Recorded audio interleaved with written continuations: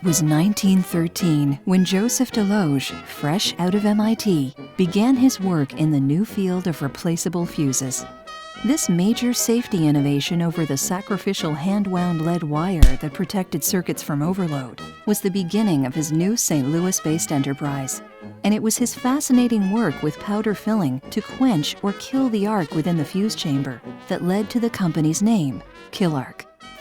Early growth that was built on these innovations was good, and by 1919, Killark had outgrown its startup location and moved to the much larger Turner Hall at what remains the company's current manufacturing address. Its range of glass fuses became a countertop commodity across industry, and its well-known automobile fuses were adopted as original equipment by the millions for General Motors, Ford, and other car manufacturers. In the early 1920s, Killark introduced its electrolet conduit fittings and dedicated purpose surface entrance heads to match the growing use of iron pipe to protect electrical conductors. The loss of Turner Hall to a devastating fire in 1925 led to urgent plans for a new structure on the very same site. They incorporated modern operations theory and even included a robust structural system to allow for future expansion. The decision in 1934 to adopt modern marketing techniques by adding agents, distributors, and a widely circulated catalog led to that expansion in just 2 years. During World War II, the direct needs of the military consumed much of the nation's brass and iron foundry capacity and the raw materials to feed them. However, the company had already been exploring the novel idea of applying some of the inherent benefits of aluminum to its electrolet conduit fittings. The success of this pioneering concept exceeded expectations, and the company's line of aluminum electrolets, or Alumilets, was born.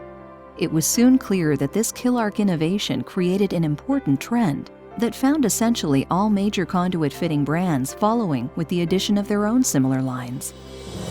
Killark's next move, to address the need for illuminating gas stations, turned out to be a vital milestone for the company. This advance led the company to develop very specialized equipment for use where ordinary electrical devices could become a source of ignition for fire and explosion in the presence of escaping flammable gases and vapors. Killark continued to experience growth-driven expansion of its facilities in St. Louis, as well as the addition of operations in Canada. International markets also began to represent an important share of business. By now, Killark's groundbreaking developments in products employing copper-free aluminum alloys had caught on in a big way. Even instrumentation manufacturers with specialized needs for enclosures to accommodate their equipment came to Killark for the design and fabrication of dedicated housings in aluminum. The company's record attracted many corporate suitors, but it wasn't until 1985 that the ideal match was achieved. In May of that year, Killark became part of the Hubbell family of companies.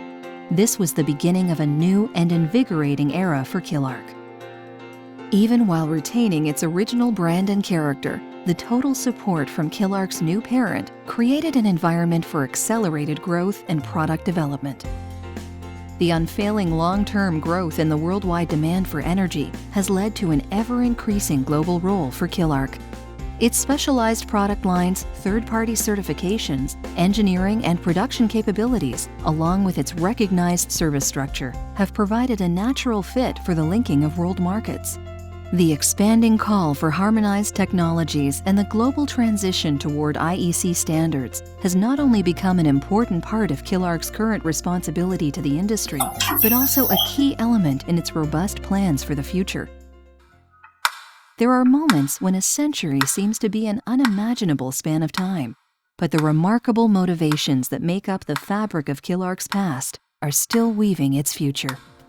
The organization that grew from those early advancements in fuses never lost its passion for excellence and innovation, and continuing its commitment to growth and service for the next century.